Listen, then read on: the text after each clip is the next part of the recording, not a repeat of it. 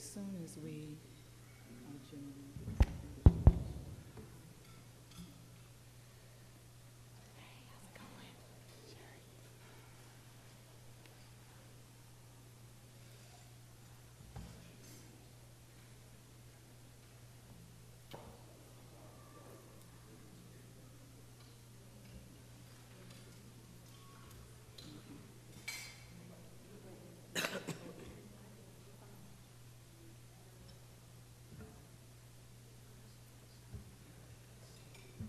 Hello, how are you?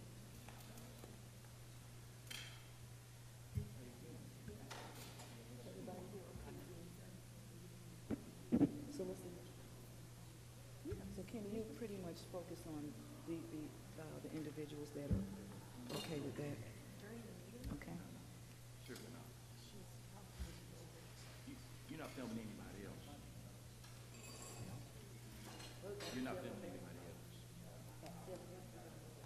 No, I don't think anybody else will be filming. You would need a release from everybody. Is that during the meeting? Yeah, you can't do it during the meeting. Well, then, well, The meeting started. we'll get a release from the people right here.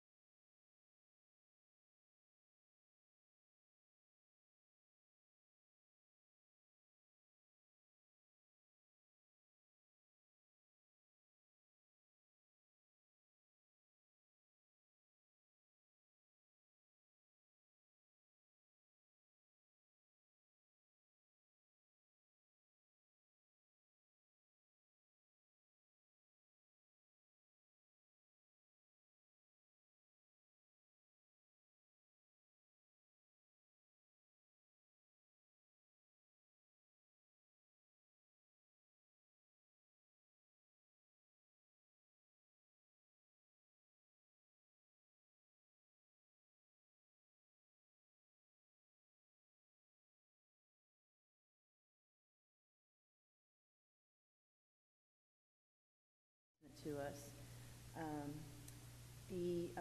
As we move forward with our meetings, we'll have the joint meetings, always have a meal. I just want to prepare, so when we have our regular meetings, we'll be providing snacks and drinks, but not a full meal. I just want people to be prepared for that. I had a question. We don't have to answer it tonight, Madam Chair. Just wanted to raise the question. It's because it's cost related. We're in budget season, you might be able to tell.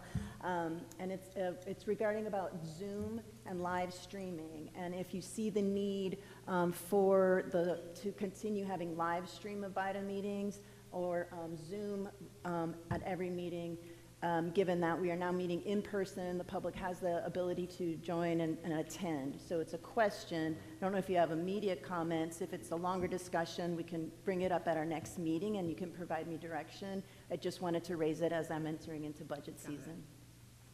Understood. Regarding our meeting locations, we did secure, thank you to Mercedes Miller, we've secured GICC rooms for the calendar year of 2023, except for 2 meetings. That'll be the 13th. I'm not sure if you could bring that slide up, and then people could see the date, the slide from the other PowerPoint, please. Oh, I'm sorry. Thank you. Understood. So April 13th and October 12th, those are the two dates that we'll have to secure an alternative location. We would recommend our council chambers. We would spread out so that it accommodates everybody. We have time to determine that and fix that. I'm just making you aware of those 2 dates. And if you have other preferred locations, let's talk about that separately. Just wanted to raise that to your attention. The logistics. What was the second date again? If you can? It's April 13th and October 12th. 12.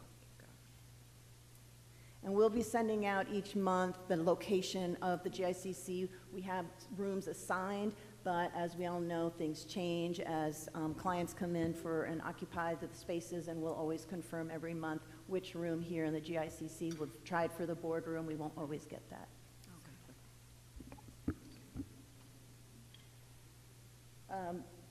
You asked about DocuSign. Yes. We have great news that council did approve proceeding to procure for DocuSign for the city. There's several departments involved.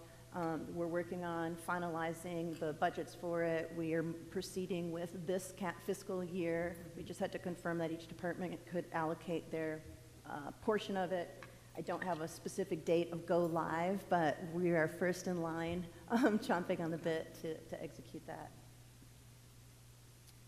I wanted just to talk about reporting. In the past, in these meetings, you've had PowerPoint presentations as your reporting vehicle, not just from GICC, but from economic development, from Main Street. And what I prepared and submitted in the packet for you today, today's agenda, is the monthly reporting that the Department of Economic Development is going to be submitting, and we look to do it on a monthly basis. What you have in your packet is actually quarterly reporting. That was just my getting up to speed.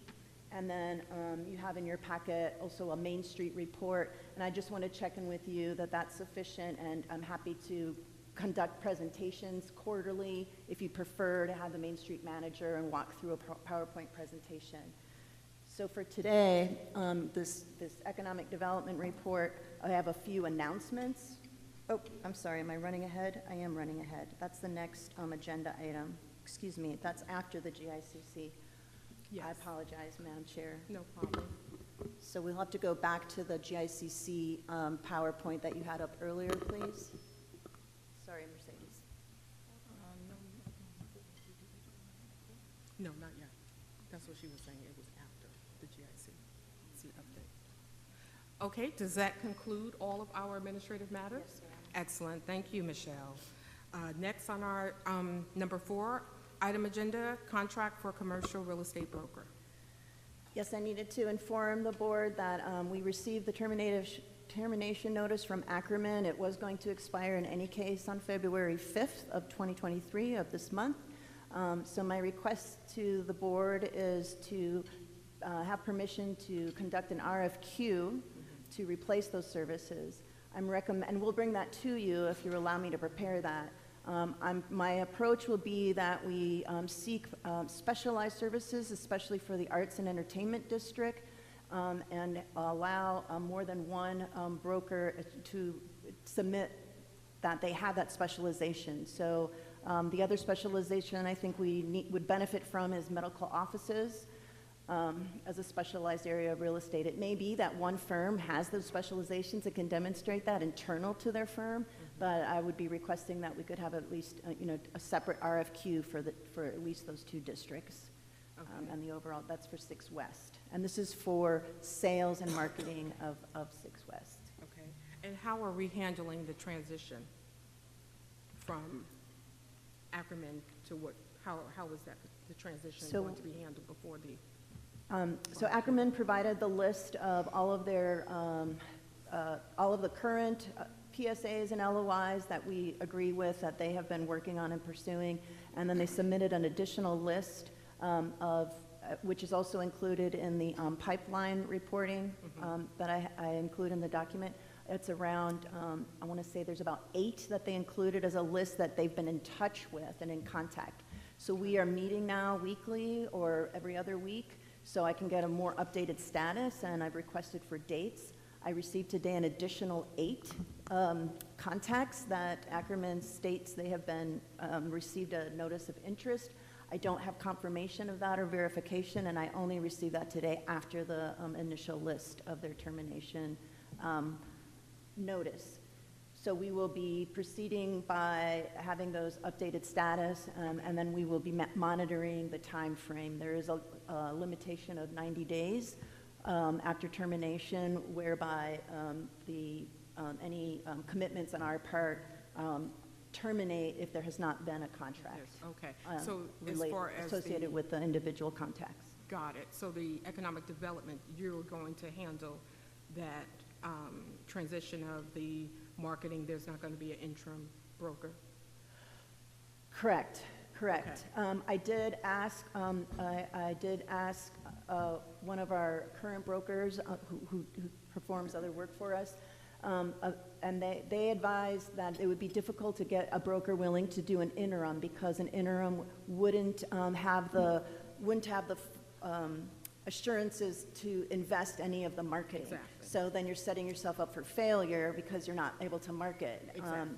So we're just proceeding with our internal staff, and we've been fielding in any case most inquiries Okay, great. of interest.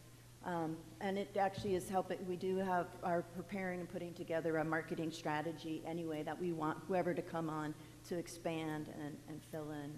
So we are, and then we are listing ourselves on CoStar and LoopNet. We have our own account and Okay, so procured we- that, okay, so that's just so you excellent. know that we are still listed and identifiable to the market. Exactly. And we're attending a lot of different brokers, and I'll talk about that later, some of our efforts to market currently Okay, excellent. without a contract.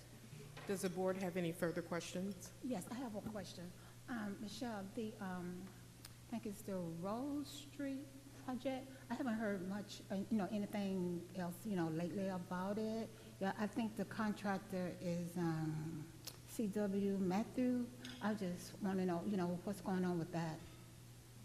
The status, I can just tell you briefly, but we can talk more later on during the development report, the status of a set of projects, but it's under construction. It is currently under construction. They've completed the bridge, which was a very big milestone. The cost of the bridge was about half of the overall budget because of the complexity of that. It's fully graded. It's been, it's on the, on track for the most part. There is an issue with, there was contaminated soils found on site, and I think that has been reported previously about the contaminated soils. That's been completely taken care of and covered. And there was some complexity with AGL. Atlanta Gas Line had some lines in there, and they were not, let's say, very responsive. Our contractor was trying since May to get them to coordinate, and that has only just these last few weeks been remedied. So we don't know. I don't have the exact number of days or few weeks that this impacts delivery of the road. We know it'll impact it, but they've been been proceeding and reporting that things are going along. But Okay. so I will have to update you next month on the overall status once we get a full reporting on the impact on our schedule. All right, great. Thank you. No, thank you. Great. Excellent. That concludes our agenda item number 4. Next, we have our update from our wonderful GICC, Director Mercedes Miller. Good evening, everyone. All right, let's get started. For year-to-date, operating revenues for the GICC is $6.4 million. And if you remember pre-COVID, we were at about 8.9. So we're almost at our pre-COVID numbers. We're getting pretty close, and we may exceed them this year. For the arena, who really hadn't had any revenue, they had 1.1 million, and then the golf course had 212. So total operating revenues are 76.7% for GICC, 76.5 for the arena, and 57.9 for the golf course, because they'll pick up most of their revenue in the spring. Some upcoming groups. These are some actuals that we've had. We had a fitness event. We had a Generational Wealth, which is a multi-marketing group. They are coming back. I think they generated about 600 rooms in the area. That was booked through the DMO. We had the varsity cheerleaders. I'm sure everybody knew because cheerleaders were everywhere. We did our winter cabaret concert, which was an old school concert. It went very well. We did the gourmet gents for the 100 black women. The St. Augustine's event, it is a dinner. Years ago, about 15 years ago, I actually stole that dinner out of a skating ring, and now their revenues are up to $90,000 for their dinners. And then we keep up with the Skyhawks games and actually what their attendance is. Okay, for February, we just had the Black Beauty Expo last weekend. Jiu-Jitsu is this weekend. DeKalb County, they're having their awards program. The Delta Ops Tech, they usually take that to another location. So this is in addition to what they're usually doing here. The Commander Cup and Southeast Qualifier. That is the volleyball, no. That's at the golf course. We have the volleyball people coming up. The Girl Lele, that's a concert in the arena. And then we have a boxing event in the arena, which is Barner versus Red Cat boxing, which I'm excited about. It's good to see boxing back in the city of Atlanta. And then we have our Live Again Women's Conference. Showstoppers dance competitions. We're back to the cheerleaders again. But then we have the Pet Expo, Collaborative Firm, and all the other groups. But for the month of February, the end of February, is when we do the Big South tournament for volleyball. So volleyball is in on a Friday, Saturday, Sunday. Then it's dark for a weekend. Then we do the bar exam, and then they come back for the following weekend. So that's a big event for us. Also, hold please, I put my glasses on. Also, I gave everyone, if you'll look at, I gave you a single sheet which says show expense. I wanted everybody to understand what concerts mean to us. We really haven't booked any concerts because I wanted to get a clear understanding of how we make our money and how we get our revenues. So if you look at this report, now we're with Ticketmaster. If you look at this report, the entire concert, this is for the 85 South. 85 South happened during the, when we had the water issues. So instead of doing them on 2 days, we did a concert. We did 2 concerts in one day. So we did one concert at 7 o'clock, and we did another concert at 2:30. I mean at 7:30. So with that concert, the total revenue for those concerts was $456,000. Okay, and what the arena made was $126,000, and then the other money goes to the promoter. What's not listed on here is for food and beverage for this event, we made about $75,000, and that's our pure money going to our line. And we also made $25,000 in parking. So concerts are a good thing for us to put in between our basketball games. We just have to be careful. We can't put it right before a game or right after because we have to put that floor down or take that floor up. But now we see the value of doing the concerts. So we, like I said, we have Lele, which is she's a Nickelodeon teen star. Don't watch Nickelodeon, but apparently everybody likes her. They've already sold over 1,200 tickets, and people usually buy their tickets close in. So we're expecting that next weekend. Also, when you book a concert, any tickets you sell at the door, the promoter does not get, he does not get ticket fees for those. Those are pure fees that go to the arena. So we're expecting Lele, and then the following weekend, we have the boxing event.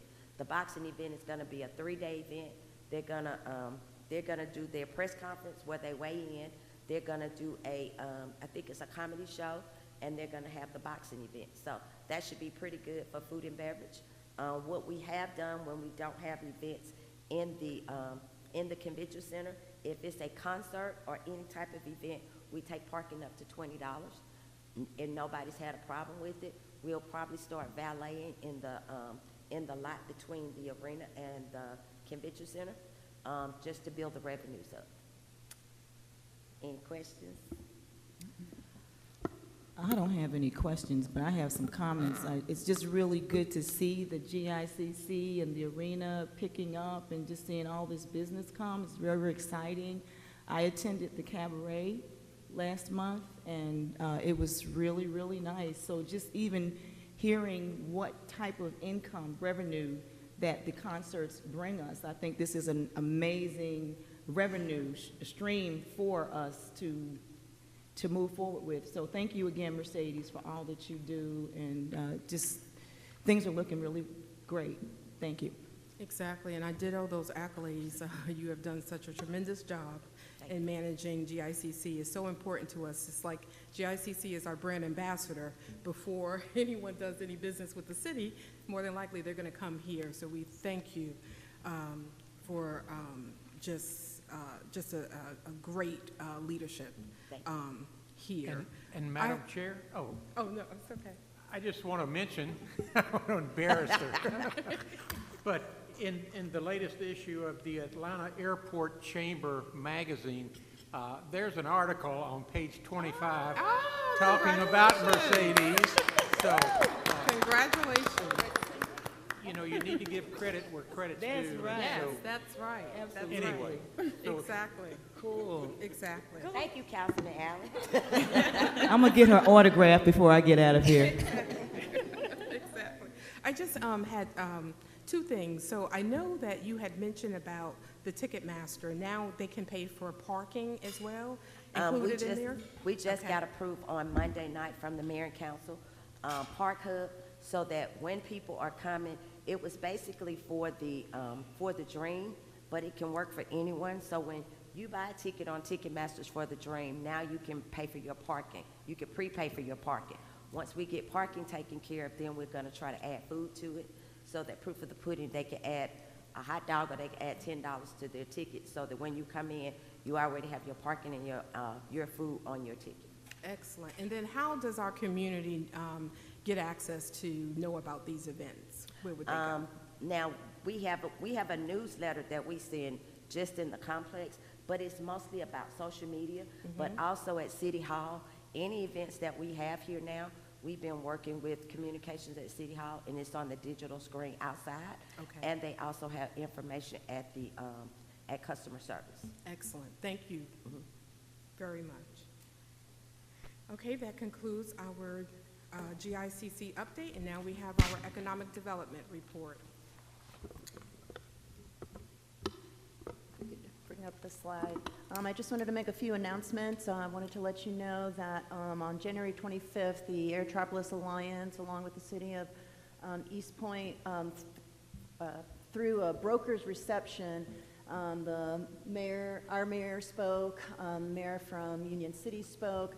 I also need to give a shout out to T. Dallas, who spoke and also really got a lot of the brokers there. I mean, individuals came and told me one of the reasons there was over 120 folks there, and so Ben and I were able to, of course, along with the mayor, but in our official capacity of making sure we were promoting, we got to meet quite a few people. We had about 4 or 5 follow-ups from that event, and there's another one you see at the bottom of this that will have a similar event where on the March 1st, where we'll be conducting a tour with brokers from Airtropolis, that Airtropolis Alliance is organizing for us here on the south side. Just a note that about the Diamond had well, they called it a groundbreaking, but it was, delayed groundbreaking because of COVID, and they just got to work, and that was on the 28th, and that was well attended. the Hawthorne Station. This is the homes that are, it's this new subdivision on Herschel. They are having their ribbon cutting on February 25th. Hopefully you got the notice for that. That should start at 10 a.m. And then there'll be an open house at 11. I want to remind folks to sign up for our new newsletter, College Park Connects, if you haven't already. Jamesia, your new communications director, I say new, she's 6-8 months in, but it's really helpful, and spread the word and share it as you sign up for it and share that connection. She's doing a great job promoting both our businesses and the city as a whole. Wanted to announce the wine stroll. This is a save the date, mark your calendar. This will also be the live music event that's coordinated by Parks and Recreation and our arts program. So that's going to be March 16th. The wine stroll will start at 4, and then music begins at 6:30. And we'll take advantage of that and really work about promotion and making sure it gets a lot of attention and brings folks to our Main Street. And then there's another event where the Metro Chamber is organizing so that those of us with strategic projects on the south side can present and make sure that the state, Georgia Economic Development Agency has us front of mind, and we'll be able to talk about our project and let folks know about our catalyst sites. So those are just some heads up. The next slide is the next slide is just wallpaper. You have a report, so this is the reporting that we'll be doing monthly. I'm not going to walk through it tonight, and maybe in future meetings I should and will, but we've got a lot on the agenda. I just wanted you to be aware of all the things that we'll be reporting on top of what we do for 6 West and specifically for BIDA. So this is department-wide. On the next slide is another page from that report, and that's all the great things that community development is doing. So there's a lot of grants, there's a lot of work being done with our multifamily housing, and coordination with, for example, Keep College Park Beautiful. They've done a big major push this week on their new litter campaign, and the community development folks coordinate very closely with sanitation and public works because how our properties look, sends strong signals to our market. So I'm happy to answer questions about it, but I wasn't going to go through it unless you would prefer that I do so. With that, I would just close on my reporting. And again, if you have questions, of course, please let me know. Okay. Does the board have any questions regarding economic development reporting? I don't have, I've got a comment again. I had the opportunity to attend the groundbreaking for the Diamond Project, which was really amazing.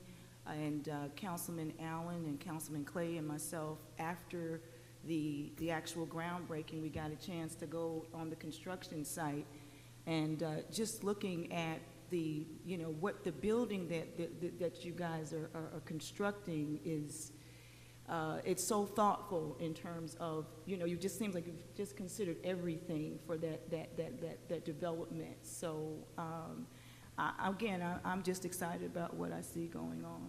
And thank you, Michelle, for everything you do. I always say thank you, but thank you.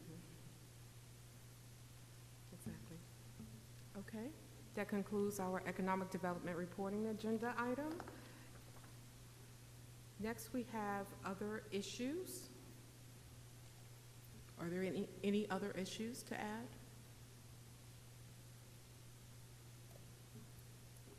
If not, okay, that concludes our regular session. I'd like to call a motion to end our regular session and enter our executive session. So moved. So moved. Second by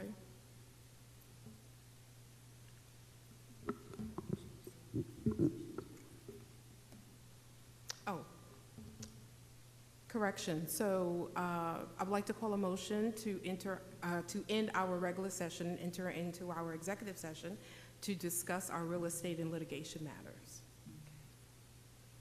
So moved. Second. Thank you.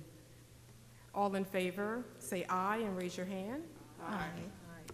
Great, motion passes unanimously. Thank you.